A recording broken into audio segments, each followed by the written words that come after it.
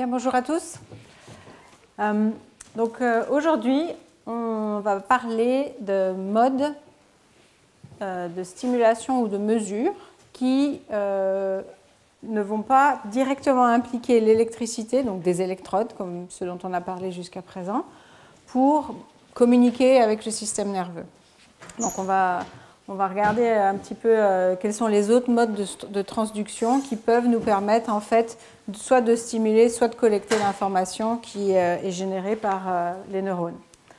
Donc si on regarde ce qu'on a vu jusqu'à présent, donc on a déjà vu ce transparent où la cellule de base c'est notre neurone avec son corps cellulaire et puis l'axone le long duquel va se transférer l'information. Donc là, on avait vu que les signaux sont intégrés au niveau des dendrites, sont intégrés au niveau du soma, donc le corps cellulaire, se propagent le long de l'axone pour ensuite aller vers les relais des autres neurones. Et ensuite, donc ce signal, ce potentiel d'action, il émane en fait d'échanges ioniques qui existent à travers la membrane cellulaire donc de l'axone, qui sont des canaux qui vont être perméables en fonction de certaines conditions au transfert d'ions, en particulier le sodium et le potassium, à travers donc, la membrane, qui sont dans des concentrations entre le milieu intracellulaire et extracellulaire différents. Donc ça, c'est quand on a cette génération de potentiel d'action. Donc on a vu dans les cours précédents que lorsqu'on applique une tension ou on injecte un courant à proximité de ces membranes, on va en fait créer une dépolarisation et générer ces potentiels d'action. Donc ça, c'est assez clair comment on peut le faire de manière électrique. Et aujourd'hui, on va voir comment est-ce qu'on peut induire ce genre de réponse en utilisant autre chose qu'un courant électrique. Donc on va voir trois modes de communication disponibles aujourd'hui dans la palette en fait, du technologue, si vous voulez, pour communiquer avec le système nerveux. On va voir une première catégories de dispositifs qui vont être basés sur la lumière, donc l'utilisation de photons, donc de particules de lumière, qui vont nous permettre en fait d'activer le système nerveux. On va parler aussi d'optogénétique, parce que pour pouvoir utiliser la lumière, en fait, les neurones ne sont pas spontanément sensibles à la lumière. On va devoir faire une mutation, une modification génétique dans la structure de la membrane du neurone pour pouvoir les rendre sensibles à la lumière. On va aussi parler d'ultrasons, qui est une méthode qui est utilisée et en mesure et en stimulation pour communiquer avec le système nerveux. Et on parlera un tout petit peu brièvement de l'utilisation du champ magnétique, parce qu'il y a un papier qui est sorti il n'y a pas très longtemps que je voulais vous présenter dans le contexte du cours d'aujourd'hui. Donc on va commencer par la lumière. Et en fait, il y a une analogie très jolie ou élégante, je dirais, qui date de 1940. Donc ça, c'est Charles Sherrington, qui était un neurophysiologique britannique ou anglais, et qui a eu le prix Nobel en 1932 pour ses travaux en neurosciences en particulier sur le réflexe spinal, qui a en fait décrit le système nerveux un petit peu comme un métier à tisser qui a toutes ces petites navettes, comme on peut voir sur un métier à tisser, qui se déplacent et qui créent en fait une pattern, donc des motifs qui vont et qui viennent de manière incessante. Et en fait, le système nerveux, effectivement, est une structure qui est en constante développement. Il y a constamment des neurones qui sont activés, d'autres qui vont arrêter, etc. Et donc je trouvais que l'analogie est vraiment très jolie pour cette description du système nerveux, et qui aussi peut être représenté comme un système de lumière qui va scintiller, et donc chaque neurone correspondant à une lumière. Donc maintenant, si on regarde de manière plus concrète qu'est-ce que c'est que l'optogénétique et l'utilisation de la lumière pour moduler l'activité neuronale. Donc en fait, maintenant, il faut imaginer qu'on a un neurone, donc, qui est représenté ici par la cellule, le corps cellulaire et puis ces différentes autres structures. Et dans la membrane de ce neurone, on va aussi avoir des canaux ioniques, comme ceux dont on a parlé tout à l'heure et dans les cours précédents, pour faire ces transferts d'ions entre le milieu intra et extracellulaire. mais cette fois pour ouvrir le canal ou pour fermer le canal, donc pour le transfert des ions, on va avoir une impulsion lumineuse, donc un photon, qui va activer quelque chose dans ce canal pour l'ouvrir et le fermer. Donc au lieu d'utiliser la dépolarisation, c'est l'absorption du photon au niveau du canal, qui va en fait activer le fonctionnement du canal. Donc ça, c'est la première partie de l'utilisation de la lumière. Donc il faut trouver une méthode pour rendre les neurones sensibles à la lumière. Donc ça, c'est la première méthode, et donc ça, c'est ce qu'on va appeler l'optogénétique. Le deuxième ingrédient, il va être en fait de trouver les moyens d'apporter la lumière à l'endroit de stimulation. Donc il faut avoir une technique qui va nous permettre d'apporter un faisceau lumineux à proximité des neurones qu'on veut moduler. Et le dernier composant, il est en fait la partie plutôt ingénierie, qui va être de, comme on a vu la semaine dernière, penser au système. Donc quels sont les éléments du circuit qui sont nécessaires à générer de la lumière. Si on utilise un laser, il faudra un guide d'onde pour amener la lumière proche du neurone, mais on peut aussi utiliser d'autres dispositifs comme des diodes électroluminescentes qui, elles, vont générer aussi la lumière localement. Donc en fait, pour faire de l'optogénétique et utiliser la lumière donc, pour communiquer avec les systèmes nerveux, il nous faut ces trois composants.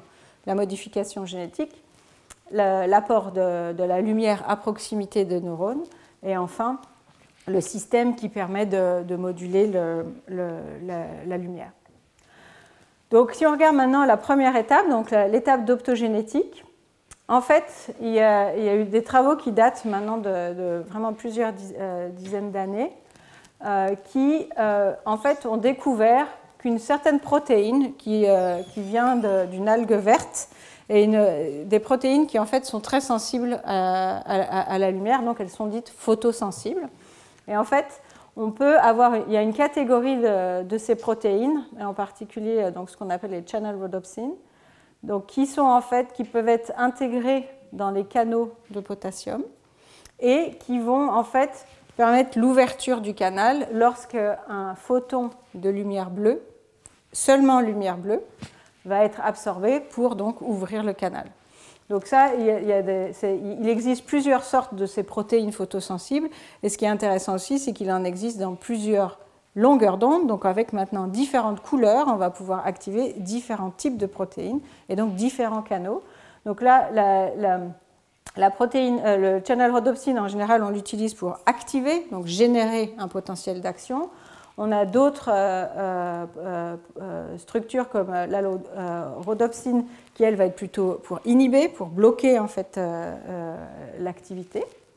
Et donc, en fait, quand on développe ou quand on pense à l'utilisation de ces protéines, ce qu'on va chercher à savoir, c'est quelle est vraiment la sensibilité à la longueur d'onde de ces protéines. Donc ici, vous avez la longueur d'onde de la lumière dans le visible, avec l'activation en fait de la protéine, et on voit que ici clairement la channel rhodopsine, donc elle a son pic dans le bleu à 470 nanomètres, et puis la rhodopsine elle est à 580 qui va plutôt vers le jaune, l'orangé pour la réponse. Donc une fois qu'on a réussi à faire qu'on a intégré en fait ces composantes dans la membrane du neurone, et je vais expliquer dans une seconde comment on va faire ça. En fait, ensuite, on peut maintenant envisager d'utiliser différents types de lumière, différentes fréquences, donc longueur d'onde de lumière, pour activer ou inhiber l'activité neuronale. Donc ici, par exemple, vous avez des traces en fait, de mesures de potentiel d'action intra- ou extracellulaire, et les petites marques bleues ici correspondent à des pulses de lumière qui sont appliquées à proximité du neurone qui a été modifié. Et vous voyez qu'à chaque fois qu'il y a un pulse bleu, on a un potentiel d'action qui est généré en correspondance. D'accord ? Donc là, on voit bien qu'à chaque fois qu'on fait du bleu, on a une activité qui est générée. Et puis de manière intéressante, quand on fait la lumière jaune, qui elle est inhibante, ce n'est pas la lumière qui est inhibante, mais c'est la protéine et l'utilisation de la rhodopsine correspondante. Si on laisse la lumière jaune en en fait, malgré la stimulation par le bleu, en fait, on va bloquer l'activation du neurone. Donc là, ça devient très intéressant parce que du coup, sur un même neurone, on va pouvoir, en fonction des longueurs d'onde qu'on va utiliser, on va pouvoir contrôler son activation et son arrêt ou son inhibition. Donc là, ça donne une dynamique qui est très intéressante au niveau de ce qu'on appelle la neuromodulation, parce qu'on a vu, quand on a stimulé beaucoup, quand on stimule en électrique, un des gros challenges de la stimulation électrique, c'est le manque de sélectivité. Quand on fait de la stimulation électrique, comme le DBS par exemple, comme l'implantation profonde dans le cerveau, on insère une électrode, on fait un pulse électrique et en fait tous les neurones qui sont autour vont être activés. Sauf que dans certains cas, il serait utile qu'on ne stimule que les neurones qui sont responsables de, par exemple, la maladie ou de la structure qui est d'intérêt. Et donc souvent, il est possible que le fait qu'on ait une stimulation non sélective, ça va induire aussi des effets secondaires, donc on va stimuler des zones qui ne devraient pas être stimulées ou qui idéalement, il ne faudrait pas stimuler puisque ce n'est pas le même circuit neuronal qu'il faut recruter. Donc le gros avantage de la stimulation optique, c'est que maintenant, si on a la même configuration mais qu'une partie des neurones seulement ont été modifiés génétiquement pour porter ces protéines qui sont sensibles à la lumière, photosensibles. Alors, quand on amène la lumière, cette fois, donc c'est plus un champ électrique, ça va être un faisceau de photons, seuls les neurones qui portent la channel rhodopsine, par exemple, vont être activés. Et donc, du coup, les neurones à côté, eux, qui n'ont pas été génétiquement modifiés, ne seront pas recrutés, et donc, du coup, il n'y a pas d'effet secondaire possible. Donc, le gros avantage de l'optogénétique et de la stimulation par la lumière est la sélectivité en fait, de la technique. Maintenant, vous allez me dire, oui, d'accord, mais il a fallu quand même faire d'abord une modification génétique. Et c'est là où un des grands challenges est aujourd'hui. Donc, c'est un outil unique, mais qui aujourd'hui reste encore dans ses prémices et surtout développé au niveau de la recherche préclinique. Et la raison pour laquelle, c'est qu'on est encore en train de chercher des méthodes qui sont suffisamment stables dans le temps pour induire ce qu'on appelle une transfection, donc une modification génétique en fait, de la membrane des neurones qui va perdurer dans le temps. Donc une des méthodes pour injecter en fait, ces opsines, en fait, ces protéines photosensibles, c'est une technique qui nécessite ce qu'on appelle un vecteur viral. Donc c'est un petit virus, typiquement un virus AAV, donc adénodissocié. C'est un virus qui est de quelques nanomètres, qui à l'intérieur a un petit code ADN qui, lorsque le virus va pénétrer la membrane, va pouvoir en fait modifier la cellule pour la rendre du coup sensible, pour qu'elle porte l'opsine en question. Donc là, vous avez des images où de moelle épinière où ont été utilisés différents types de virus avec deux types d'opsines, donc le channel rhodopsine et le JAWS, qui correspondent à deux familles de neurones qui voulaient être modifiées. Et en fonction des couleurs, on voit où les structures ont pu être injectées. Donc ça, c'est une transfection locale. Donc ce n'est pas l'intégralité du système nerveux qui va être modifiée, c'est seulement la zone qui reçoit en fait par injection le virus. Il y a une autre approche, donc ça se passe chez le rongeur.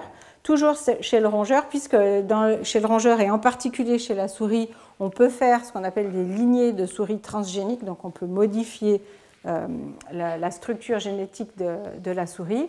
Là, il est possible en fait de faire des souris où on va avoir toute une partie des neurones, par exemple les neurones moteurs ou les neurones sensoriels, qui vont, eux, être transfectés, donc vont apporter les opsines. Et donc, par exemple, ici, c'est donc une lignée de souris où, dans le système périphérique, tous les neurones vont être porteurs de la channel rhodopsine. Et ça, c'est fait par création de lignées, donc des souris. Donc, c'est vraiment deux approches très distinctes, Et on voit aussi que ces techniques-là peuvent prendre du temps aussi avant d'arriver chez l'homme, parce qu'il faut vraiment comprendre l'impact aussi l'impact des modifications génétiques et la stabilité aussi de l'opsine une fois qu'elle est dans le système nerveux.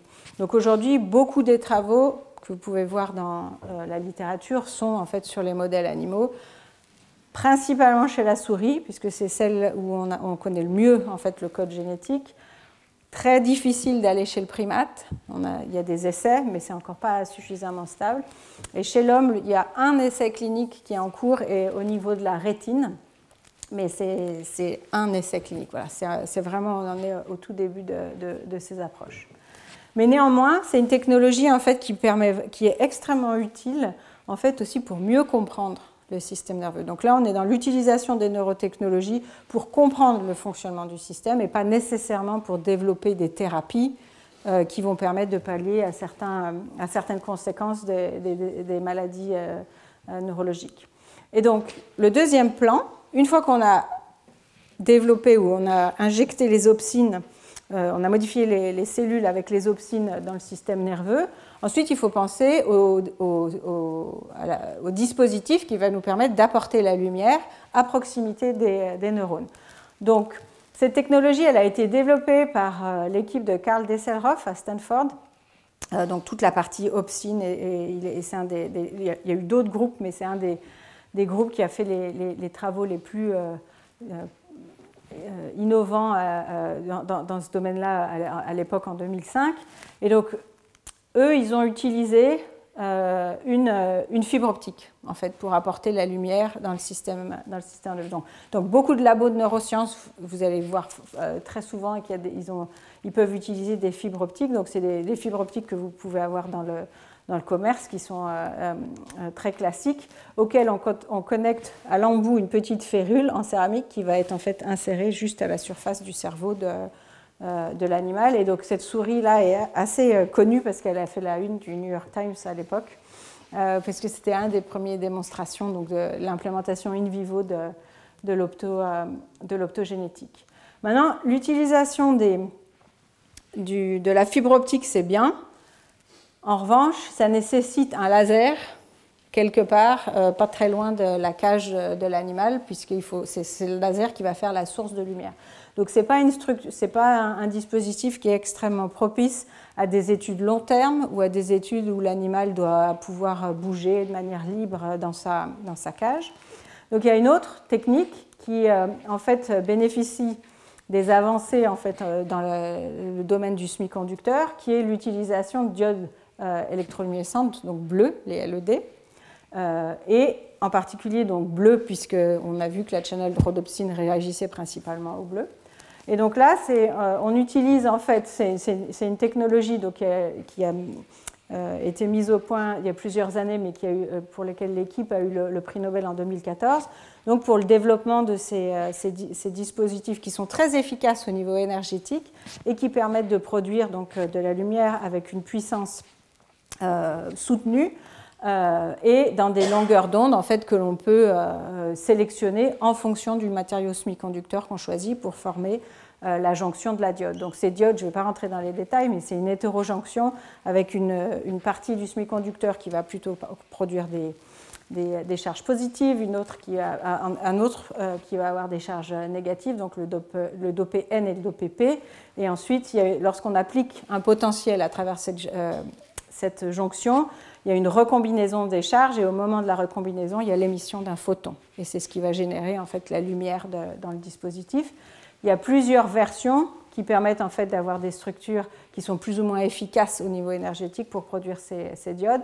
Et donc le prix Nobel il était lié à la mise au point en fait, de cette structure à partir du nitrure de gallium, qui est le matériau qui va permettre de faire ces émissions dans le bleu. Donc on utilise aujourd'hui de manière assez routine en fait, ces diodes. On peut les acheter dans le commerce. Donc il y a une société qui s'appelle Cree, auprès duquel on peut acheter en fait, des diodes miniaturisées à l'échelle du dispositif. Donc ici vous avez un schéma de la diode et ici c'est une photo en fait, de la diode où ici vous avez deux contacts métallique. Donc comme toute diode, vous avez deux contacts pour lesquels il faut faire, à travers lesquels on va appliquer la tension. Et ensuite, on peut avoir des diodes de différentes géométries. Donc celle-ci, par exemple, elle fait un peu moins elle fait à peu près 200 par 200 microns. Et l'objectif, évidemment, dans le thème dans lequel on est pour l'optoélectronique, pour l'implémentation in vivo, on va essayer de miniaturiser au maximum ces dispositifs, donc avoir des toutes petites diodes. Et donc là, c'est un des exemples de diodes petites au niveau de leur volume et qui nous permettent quand même d'émettre dans le bleu et avec une puissance suffisante pour activer le système nerveux. Donc on trouve facilement ces petites diodes dans le domaine du bleu, mais plus difficilement dans d'autres couleurs. Donc ce qu'on a du coup fait, notre équipe et puis d'autres labos aussi aux États-Unis, en fait on a aussi implémenté, pour pouvoir avoir accès à la palette des couleurs, parce qu'on a vu tout à l'heure qu'il y a des opsines qui répondent dans le jaune, dans le vert, dans le bleu, il y a plusieurs couleurs possibles. Donc en fait, on a développé un procédé dans lequel, ici c'est une vue en coupe du dispositif, où la petite diode elle est posée sur un support avec sa connectique, et la lumière va être émise vers le haut. Et en fait, on rajoute une petite couche de matériau qui est en fait un polymère, dans lequel on a mixé des phosphores qui vont absorber les photons bleus et réémettre un autre photon à une autre longueur d'onde. Donc en fonction du phosphore que l'on choisit, en fait, on peut du coup sélectionner la longueur d'onde qui va être utilisée pour que la lumière finale qui est émise par le dispositif est choisie. Donc ici, vous avez une collection de photographies de dispositifs qu'on a fabriqués donc, au laboratoire. Donc, pour vous donner une idée de l'échelle, ici on parle de quelques millimètres de largeur. Donc on a 2 diodes en haut et 2 diodes en bas. Et chacune de ces diodes, donc ici le modèle à gauche, c'est la diode bleue sans aucun coating, donc matériau qu'on a mis dessus, c'est la diode, je dirais, brute. Donc si on regarde son spectre d'émission, ici c'est la courbe bleue, donc on n'a que de la lumière qui est émise à la longueur d'onde bleue. Et ensuite, pour toutes les autres, en fait, on a mélangé différents types de phosphore dans ce matériau qu'on a mis en surface pour pouvoir en fait atteindre les longueurs d'onde qui nous intéressaient. Et là, vous avez les spectres de chacune de ces dispositifs qui correspondent en fait aux différentes longueurs d'onde qu'on avait sélectionnées. Alors il y a toujours un petit résidu de longueur d'onde bleue, parce qu'il y a quand même un peu de lumière bleue qui trouve toujours son chemin à travers le polymère qu'on utilise, mais globalement la puissance émise à la longueur d'onde qui nous intéresse est prépondérante par rapport à la longueur d'onde bleue. Donc comment maintenant? Donc ça c'est les diodes, et ça je vous ai fait voir la photo finale d'un dispositif intégré. Maintenant pour fabriquer ces dispositifs, donc un petit peu comme on a vu la fabrication des électrodes sur des wafers de silicium ou sur des supports plastiques, on utilise les technologies de la microfabrication qu'on trouve en microélectronique. Et on va faire en fait des couches de matériaux. Donc dans ce cas-là, on fait un support en plastique, donc qui est cette première couche. Ensuite, on va faire un dépôt avec des couches de métallisation qui vont faire nos contacts pour alimenter les diodes. Ensuite, on grave les zones de matériaux dont on n'a pas besoin.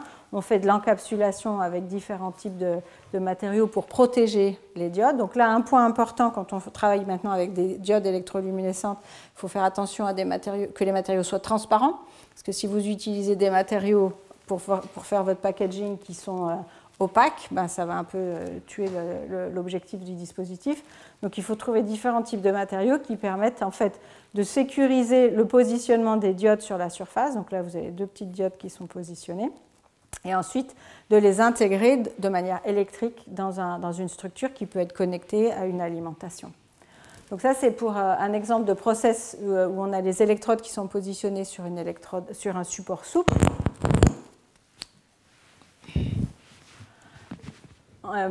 Et ensuite, ici, donc quand on fabrique ces dispositifs, on va chercher à évidemment vérifier la fonctionnalité du dispositif. Donc comme c'est une diode, on fait toujours une caractérisation classique, ce qu'on appelle le I/V, donc on va mesurer le potentiel en fonction d'un courant qui va circuler dans la diode et on va vérifier que la réponse est celle du dispositif comme nous fournit le fabricant. Ensuite, comme on est ici sur des dispositifs qu'on va déformer, souvent on fait des évaluations où on regarde si on bouge l'implant, un peu comme il serait lorsqu'il est implanté, est-ce que la fonctionnalité de la diode va être préservée? Donc ici, on a un bâti expérimental au labo où on peut étirer la structure et alimenter en même temps les diodes. Comme ça, on vérifie si elles continuent à fonctionner lorsqu'elles subissent en fait des cycles mécaniques. Donc là, par exemple, on a la tension qu'on trouve aux bornes de notre diode en fonction d'un certain nombre de cycles de déformation mécanique. Donc on voit qu'ici, on est stable typiquement jusqu'à 10 000 cycles de déformation à 15%, mais qu'on commence à avoir des variations si on va au-delà de 100 000 cycles. Donc ça veut dire qu'il faut encore optimiser. Et enfin, le dernier type de test qu'il faut faire avec, avec ce type de dispositif, c'est d'évaluer sa stabilité lorsqu'il est dans un milieu aqueux.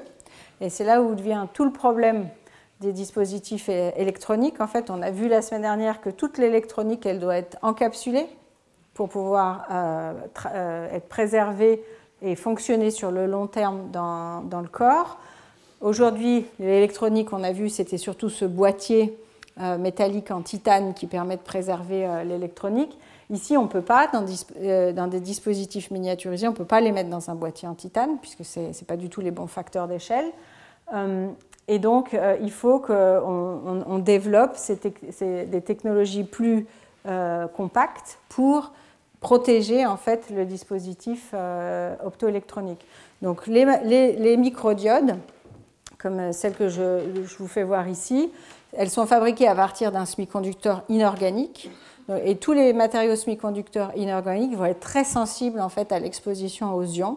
Et donc l'exposition aux ions peut en fait vraiment perturber la réponse du matériau et de fait faire des diodes qui ne fonctionneraient plus.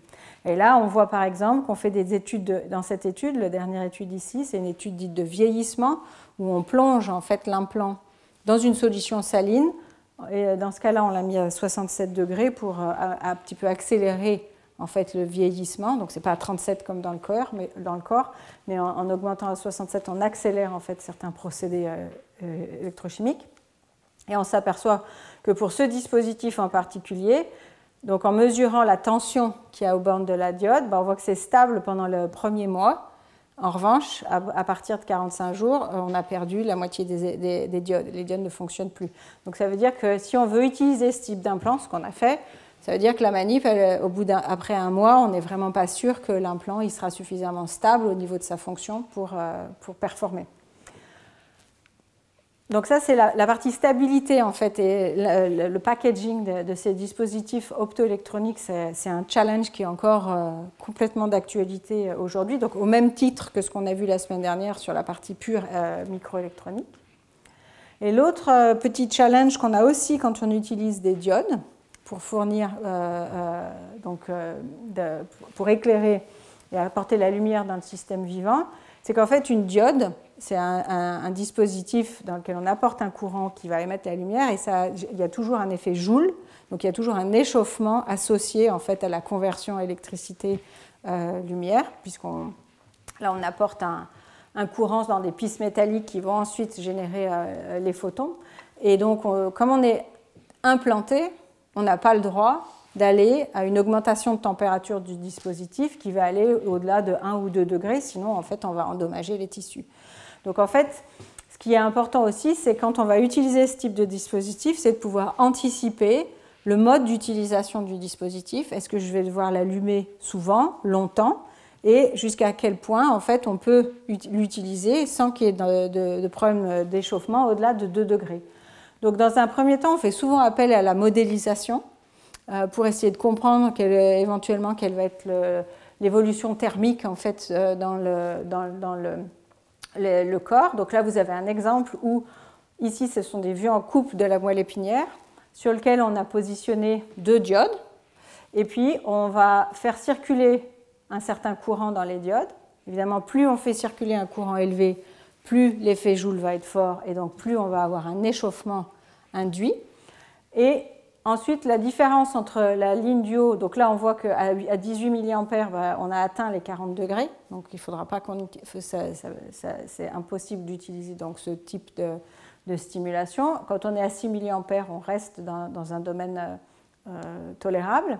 En revanche, la différence entre ces deux colonnes, et ça c'est en stimulation optique, on va être similaire à ce qu'on fait en électrique, on ne stimule jamais en continu, on stimule de manière pulsée, mais la clé est de savoir quel type de pulse et puis quel est le temps d'activation et de repos dans le cycle.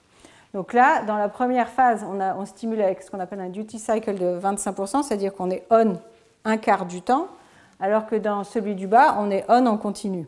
Et là, vous voyez tout de suite que si on reste allumé tout le temps, en fait, on a un échauffement qui est encore plus important que si on a un duty cycle qui est plus faible.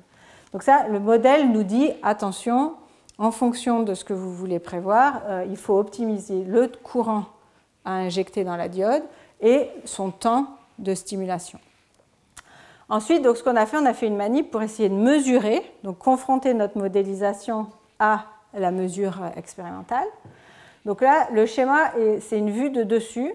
Donc ça, c'est la moelle épinière, donc sur l'axe des Y. Et on a un implant avec les diodes, donc là, 2 diodes qui sont allumées ici. Et puis cet axe ici, c'est une petite sonde de température qu'on est venu positionner juste en dessous de la diode, mais juste à la surface de la moelle épinière, donc en étant le plus proche possible en fait, de la zone d'échauffement. Et ensuite, avec la sonde de température, on mesure la température en fonction du temps. Ici, on voit par exemple que dès que, ici on n'était pas à 37, on est démarré à 31 degrés, on voit que dès qu'on met la lumière on avec une puissance élevée et puis un duty cycle élevé, donc de 95%, on a rapidement un échauffement qui va au-delà des 2 degrés. Donc ensuite, on s'est intéressé à utiliser différents types de duty cycle, donc le 25 et 95, et on s'aperçoit que si on fait ces cycles de manière prolongée, en augmentant la puissance, donc le courant qui va circuler dans la diode, on a aussi des zones où on va franchir, en fait, même avec un duty cycle de 25%, des zones où on va franchir ces fameux 2 degrés. Par contre, on a une période, on a vu là que si on stimule pendant 5 secondes, et puis après on arrête, et puis on restimule dans 5 secondes, peut-être 1 minute plus tard, on reste en fait dans des échauffements qui sont très limités. Donc en fait, on va devoir utiliser ces stimulations avec des temps en fait, assez espacés. On va faire des bursts de stimulation, on va arrêter, puis on va recommencer pour pouvoir avoir un effet non cumulatif de l'échauffement. Par contre, malheureusement, pour certaines opsines, et en particulier celles qui sont dans le jaune, le rouge, qui sont les opsines d'inhibition, donc qui vont bloquer l'activité neuronale, en fait, il faut les stimuler beaucoup pour qu'elles s'activent. L'opsine bleue, comme le rhodopsine, on fait quelques pulses, elle va s'activer et générer le potentiel d'action. En revanche, celle de blocage, en fait, il va falloir vraiment injecter beaucoup de photons pour qu'elle soit activée. Et donc ça veut dire que quand on va utiliser de l'inhibition, on va quand même devoir stimuler sur le long terme, donc avec un duty cycle assez long, nos diodes. Donc là, on a refait cette manip et là aussi, on a trouvé que dans une phase où on faisait des stimulations qui font que quelques secondes, en fait, des pulses sur quelques secondes, on devrait préserver en fait cette zone où on est en dessous du 1 ou 2 degrés d'échauffement. Donc ça, c'est ce qu'on doit, en fait, les étapes qu'il nous faut pour développer tout le système. Et pour finir, en fait, la vue globale de ce type d'expérience, donc la semaine dernière, je vous ai déjà montré ce slide. En fait, la semaine dernière, on a parlé de cette partie-là du système, donc de l'électronique qui nous permet de contrôler le système implantable. Et cette fois, en fait, on sait maintenant vous savez que cette électronique, elle est en fait connectée à un réseau de micro-LED qu'on va contrôler pour appliquer la lumière au bon moment sur la moelle épinière. Donc ça permet de mettre en fait tout ce qu'on a vu, toutes les connaissances qu'on a vues ensemble. Maintenant, vous me direz peut-être que ça serait intéressant de pouvoir faire de la mesure et de la stimulation en même temps. Donc on peut combiner lumière et mesure stimulation lumineuse et mesure du signal neuronal. Donc là, c'est un développement qui est tout récent, donc qui a été publié il y a 2-3 semaines, où en fait un groupe a intégré des fibres optiques, donc comme vous voyez dans le dessin ici, puis ils les ont réalisés ici, c'est une image de ces fibres optiques, mais sous les fibres optiques, ils ont intégré en fait un réseau, une matrice d'électrodes qui permet cette fois de mesurer l'activité donc électrique des signaux neuronaux. Et en fonction de la zone qui est activée avec les fibres optiques, en fait, on a une réponse différente de l'activité à la surface du cerveau. Donc en fait, on a ce double système où on peut stimuler localement de manière optique et mesurer l'activité correspondante au niveau du cortex. L'avantage ici, bon, évidemment, il faut avoir fait la transfection des tissus neuronaux pour avoir la sensibilité à la lumière, mais par contre, du coup, on n'a pas le challenge de ce qu'on appelle l'artefact de stimulation. C'est quand on fait de la stimulation électrique, on envoie un pulse de courant dans la structure, dans le tissu, et en fait, pendant un petit laps de temps, immédiatement après la stimulation, on ne peut pas mesurer le potentiel neuronal parce qu'en fait, le signal il est noyé dans l'artefact de stimulation. Donc là, l'avantage avec la stimulation optique, c'est qu'on n'a plus ce problème de crosstalk entre les deux systèmes. Et puis, avant-hier, il y a un papier qui est sorti, et du coup, je n'ai pas pu résister de vous le faire voir. C'est pas réellement de l'optogénétique. Ici, ce n'est pas de l'optogénétique, mais j'ai trouvé que vraiment l'intégration était super. Donc, en fait, un des gros challenges qu'on a quand on fait de la mesure in vivo d'électrophysiologie, c'est qu'on met notre implant, on fait notre mesure, les mesures sont enregistrées sur l'ordinateur, mais après, il faut faire beaucoup de process pour avoir l'accès à l'information. Donc, on voit toujours, on a une idée, on a des ampliopes qui peuvent nous donner la réponse en temps réel sur un des canaux qu'on mesure, mais on n'a jamais une preuve immédiate en fait de ce qu'on a mesuré. Et en fait, là, il y a ce groupe-là qui est un groupe à UC San Diego, du prof Shadey, où ils ont développé en fait un système où ils vont utiliser les diodes, non pas pour stimuler le tissu, mais en fait les diodes pour nous informer visuellement de ce qui se passe.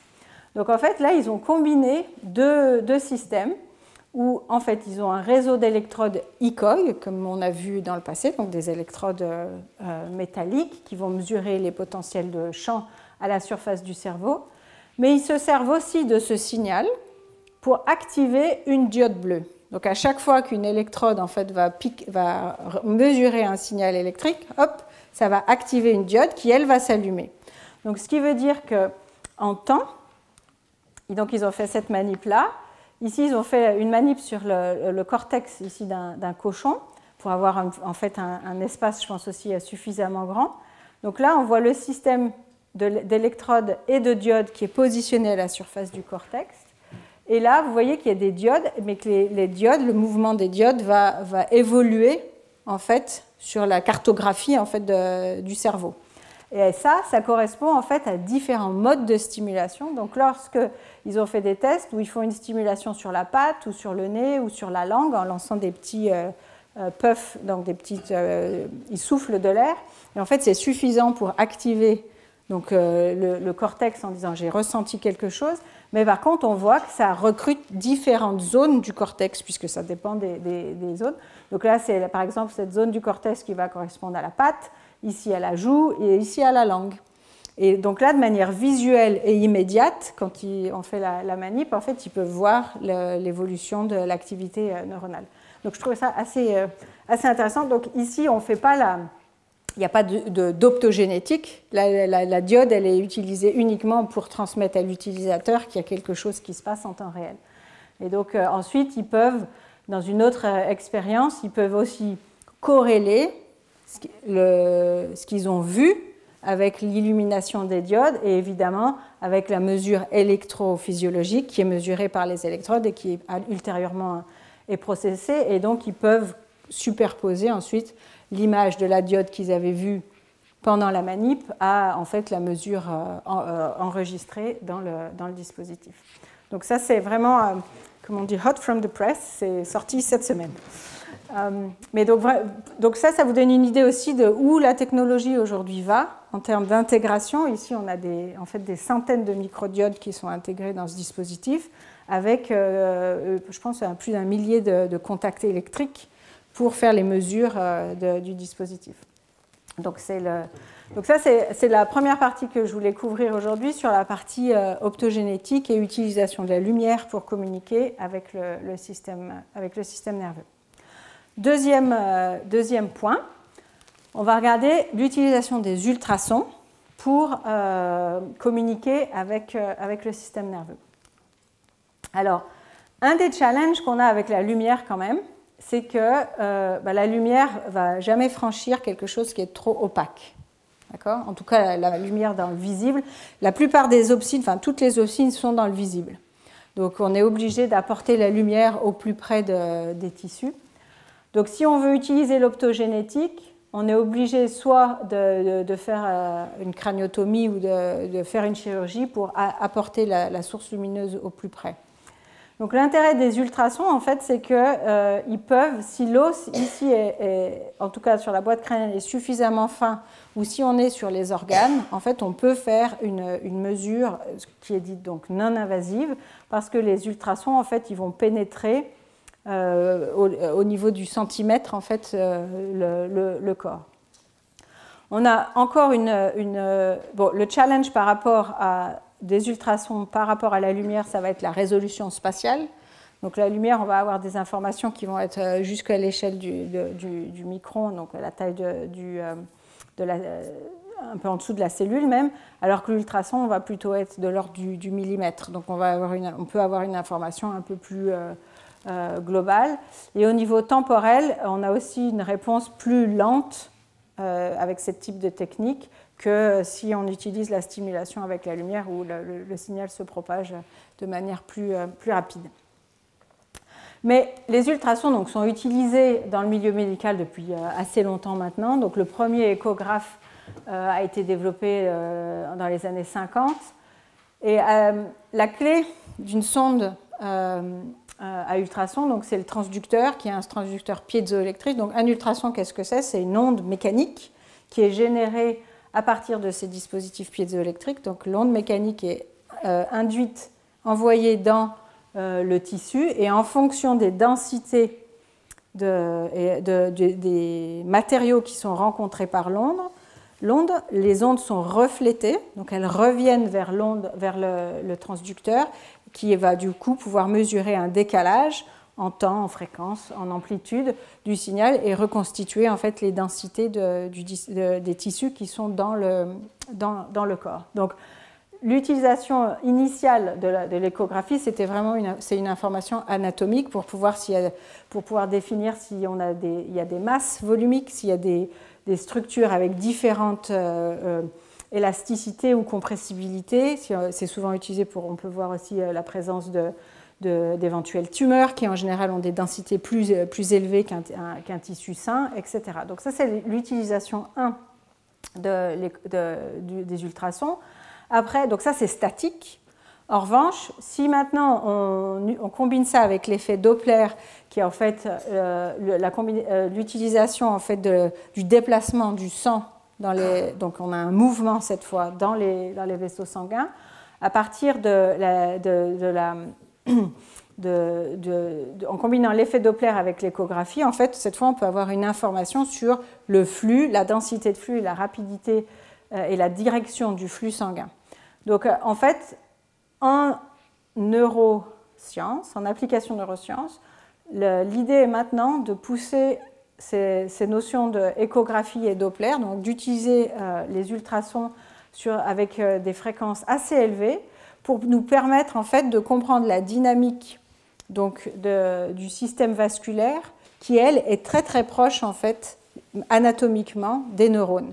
Donc souvent, en particulier dans le cerveau, on a une microvasculature qui est très importante et donc le principe ici, en utilisant ces techniques de Doppler ultra rapides, on va pouvoir voir ce qui se passe dans les gros vaisseaux sanguins, mais aussi ceux qui sont tout proches de la jonction du couplage neurovasculaire. Et donc ça, c'est un des pionniers dans cette méthode, c'est Michael Tanter, qui est pas très loin d'ici, donc à Physics for Medicine, le SPCI à Paris. Et donc il a mis au point cette technique où on peut utiliser donc ces sondes ultrasoniques, donc en générant des plans en fait, d'ondes ultrasonores, et en prenant plusieurs images au cours du temps, pouvoir reconstruire en fait, de manière très précise la vascularisation dans le système nerveux. Donc ici, en fait, typiquement dans la manip, ils appliquent des ondes d'ultrasons. Ici, on voit sur différents angles. Ils sont reconstitués pour définir en fait, un signal qui va correspondre au flux et à la fréquence en fait, et la vitesse en fait, du sang, du flux sanguin dans les micro-vaisseaux.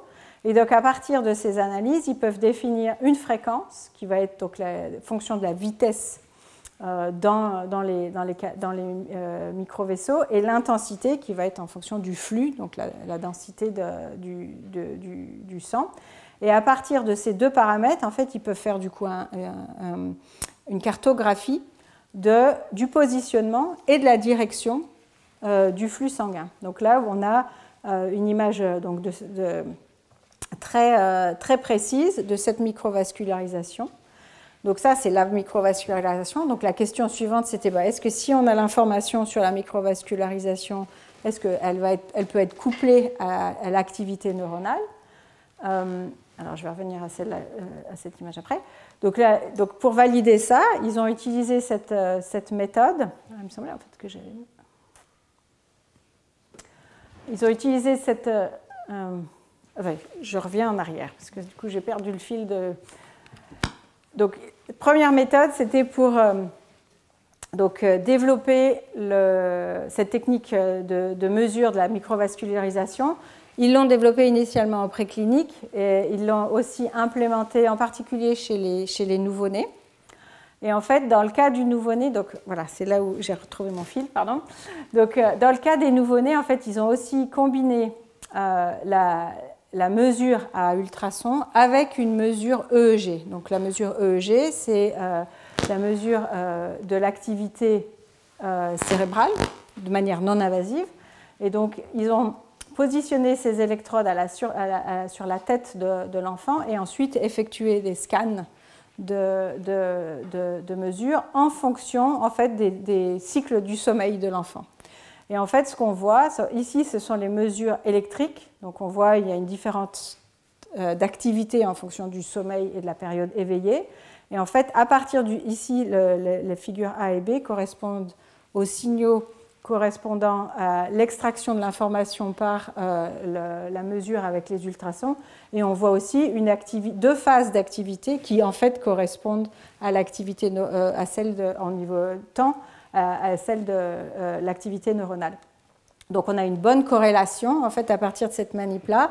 On voit que ce qu'on peut mesurer à partir de l'ultrason va représenter également, donc il y a un couplage entre la réponse qui est mesurée par la technique à ultrason avec la réponse électrophysiologique. Et en fait ça c'est lié au fait que les neurones sont extrêmement présents, extrêmement proches en fait de la microvascularisation, parce que c'est là où il y a l'échange en fait des différents l'oxygène, etc. Et donc en fait, quand un neurone est activé, il va forcément recruter aussi plus le système sanguin. Donc quand on a une activité qui pique au niveau de la microvascularisation, en fait, elle correspond aussi à une activité neuronale. Donc ça, c'est un peu ce que ces manips mettent en place. Une autre chose qui est développée plus récemment, c'est pour améliorer en fait la précision de cette méthodologie, parce que ici on voit on voit les réseaux, on voit le réseau sanguin, etc. La résolution n'est pas parfaite, je dirais, elle n'est pas encore à l'échelle du micromètre. Donc là, ils ont utilisé une méthode complémentaire afin d'améliorer en fait le contraste, donc, pour mesurer la réponse avec les ultrasons. Donc, ils utilisent une technique qui s'appelle la technique de microbulle. Ce sont des microbules qui sont en fait mélangées à une solution saline par voie intraveineuse, donc qui va ensuite se répartir dans tout le système vasculaire. Mais ces microbules vont en fait permettre d'agents de contraste. Lorsqu'elles vont recevoir l'onde mécanique des ultrasons, elles vont générer un signal qui va être plus fort et donc plus facile à détecter par la sonde de retour.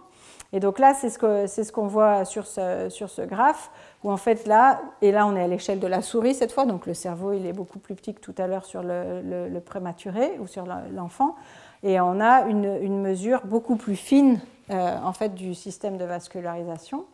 Et donc là, ils ont fait une manip où ils ont chatouillé les moustaches de la souris, et ça en fait active une zone très spécifique du cortex de la souris.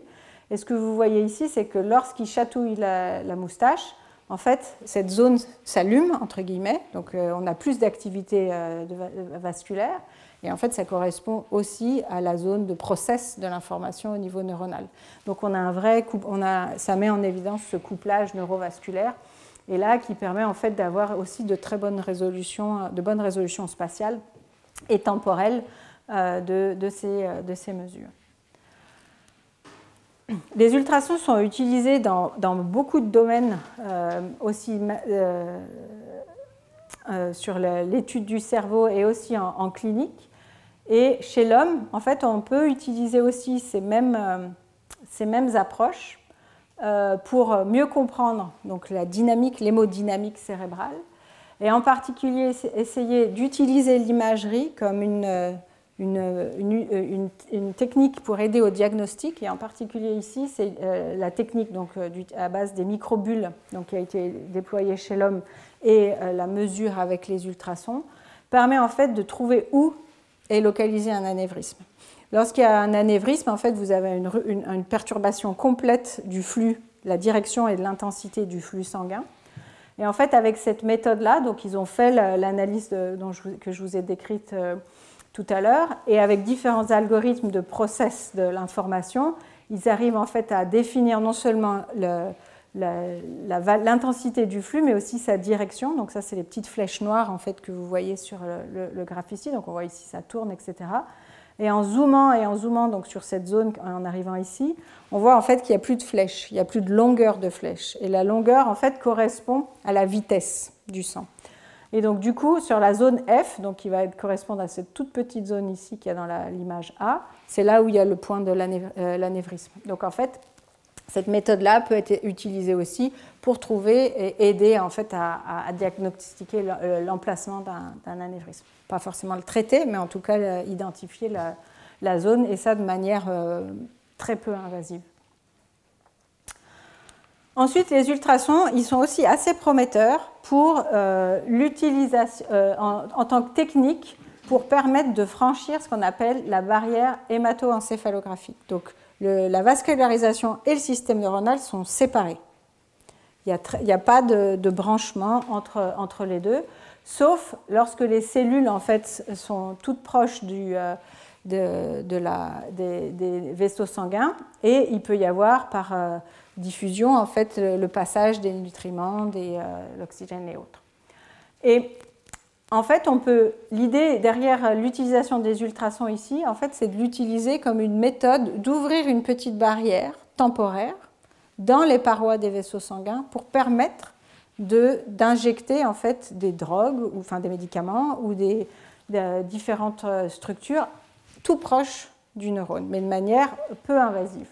Donc là, l'idée, c'est d'utiliser en fait deux aspects. Le premier, en fait, ce sont un peu comme la technique des microbules de tout à l'heure qui augmente le contraste.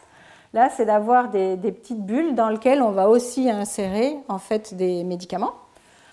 On va les mettre dans le flux sanguin. Et ensuite, en utilisant les ultrasons, on va envoyer un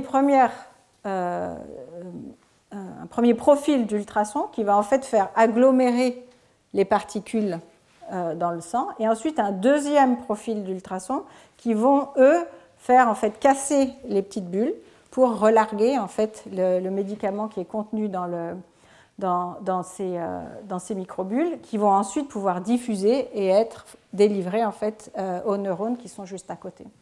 Donc ça, c'est encore à l'échelle préclinique. Ici, c'est une démonstration pour être un peu plus concret sur effectivement l'effet en fait, de ce genre de technologie. Donc ici, vous avez un profil expérimental où on a une souris dans laquelle, en fait, de manière par injection, en fait, on insère dans le sang en fait, ces microbules avec des molécules. Des molécules en fait, qui vont venir inhiber l'activité neuronale. Ensuite, on a un système d'ultrasons, donc le système ici, qui est positionné sur une partie spécifique du cortex, donc une partie sensorielle S1. Et ensuite, dans la partie moteur correspondante, on a une électrode, cette fois électrique, qui va mesurer l'activité neuronale. Ça, c'est le détail des microbules, c'est simplement pour vous montrer que ce sont des structures qui sont faites avec des structures avec phospholipides, et à l'intérieur de toutes ces petites structures, en fait, on a le médicament ou le composé chimique que l'on veut délivrer à l'intérieur du cerveau. Donc au niveau de la manip, en fait, dans ce cas-là, on va revenir sur la moustache de la souris. Donc, dans ce circuit VS, donc entre le système sensoriel et moteur, en fait, lorsque la moustache est activée, il va y avoir en fait un transfert d'informations d'une zone du cortex à l'autre. Donc, typiquement, lorsqu'on bouge les moustaches, il y a un délai de 3 millisecondes entre ces deux zones du cerveau. Et là, en fait, la manip est telle qu'on va activer la stimulation avec les ultrasons au niveau de la zone sensorielle. Donc on va avec la drogue, avec le médicament qui est dans les microbules, qui est en fait là pour inhiber l'activité neuronale. Donc du coup, on va, même si on bouge la moustache ici, on va perdre en fait l'efficacité de ce lien entre les deux zones du cerveau. Et ici, en mesurant la réponse du cerveau dans la zone VM, on voit qu'on a une diminution de l'activité.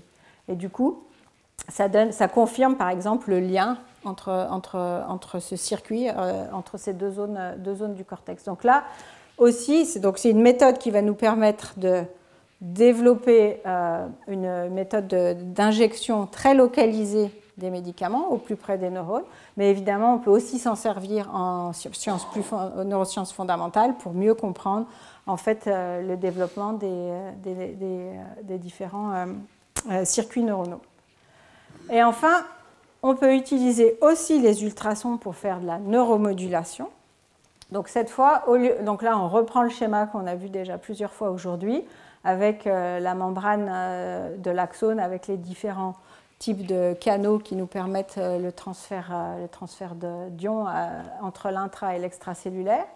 Et là, cette fois, en fait, si on applique des ultrasons avec une intensité et une fréquence suffisamment élevées, en fait, on va recruter d'autres modes d'activation en fait, de certains des canaux. Et là, ça sera plutôt au niveau mécanique. Donc, on va déformer mécaniquement les canaux qui, à leur tour, vont être poreux à s'ouvrir au transfert de certains ions, en particulier la partie calcium, qui, elle aussi, peut en fait induire l'activation de potentiel d'action dans les neurones. Donc là, juste une preuve de concept, où si on utilise donc, une stimulation ultrasonore au niveau du cortex de la souris, donc positionné sur le cortex moteur de la souris, l'expérience est telle qu'on a placé une électrode sur le muscle, donc EMG ici c'est une électrode pour mesurer l'activité musculaire, et donc on va mesurer l'activité du muscle en réponse à la stimulation à ultrasons. Et là on voit qu'à chaque fois qu'on applique un pulse mécanique finalement à partir de ces ondes ultrasonores, on induit en fait une activation du système musculaire. Donc, et en fonction du profil de stimulation, donc l'intensité, la fréquence et le cycle de la stimulation, on va pouvoir moduler en fait aussi l'activité musculaire. Donc ça c'est une autre méthode qui nécessite du coup pas une stimulation électrique, mais qui peut être intéressante pour moduler l'activité neuronale. Un petit pendant à l'optogénétique. C'est un domaine aussi qui est maintenant en train de se développer, ici à Paris en particulier à l'Institut de la Vision, ce qui s'appelle la sonogénétique. Donc au même titre qu'on voulait modifier les canaux des neurones pour qu'ils deviennent sensibles à la lumière, en fait on peut aussi induire des modifications pour qu'ils soient beaucoup plus sensibles aux stimulations mécaniques et donc induire des dépolarisations de la membrane pour générer des potentiels d'action, donc l'activation des neurones, cette fois en utilisant donc des stimulations aussi à base d'ultrasons, mais au niveau plus spécifique de certains neurones. Et le dernier point sur la partie ultrasons, qui elle est en clinique déjà, qui est aussi une utilisation importante de cette technologie, en fait c'est d'utiliser des ultrasons cette fois de très haute intensité, combinés avec de l'IRM en général, en fait pour générer de toutes petites lésions, mais des lésions thérapeutiques sur une zone en fait qui a été identifiée comme soit malade, soit qui fonctionne mal dans le cerveau, et donc pour de manière non invasive venir en gros brûler le tissu et permettre d'améliorer la condition du patient. Donc ça c'est beaucoup utilisé, enfin surtout utilisé pour bloquer les tremblements essentiels ou certaines conséquences de la maladie de Parkinson. Donc là, c'est un modèle de dispositif qui est au HUG, donc à l'hôpital de Genève, où là, en fait, on fait la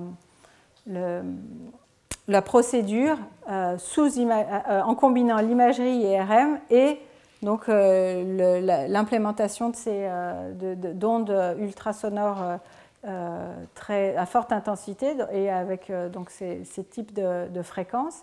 Et en fait, les vibrations mécaniques locales vont induire un échauffement tel, donc là on va largement au-delà des fameux 2 degrés qui d'habitude il ne faut pas dépasser. Pour faire cet échauffement, on va faire une nécrose donc très ciblée, donc avec une résolution de l'ordre du millimètre, pour en fait interrompre ces circuits neuronaux qui en fait ne fonctionnaient plus, ne fonctionnent pas comme il faudrait et qui donc génèrent ces tremblements souvent associés à ces maladies neurodégénératrices. Donc là, on a fait un petit peu le tour de toutes les applications possibles, actuelles et futures au niveau des ultrasons pour le système nerveux. Et le dernier mode, ou la dernière modalité dont je voulais vous parler, c'est l'utilisation du champ magnétique. Donc là aussi, c'est assez récent, le papier date de quelques semaines, où en fait l'idée est aussi d'utiliser une technique non invasive, enfin non, pas non invasive, pardon, une technique sans fil. Parce que un des gros challenges en fait de la technologie électrique, c'est qu'on a toujours des fils quelque part, un câble, un connecteur, une batterie, etc., qui nécessitent d'être implantés dans le corps.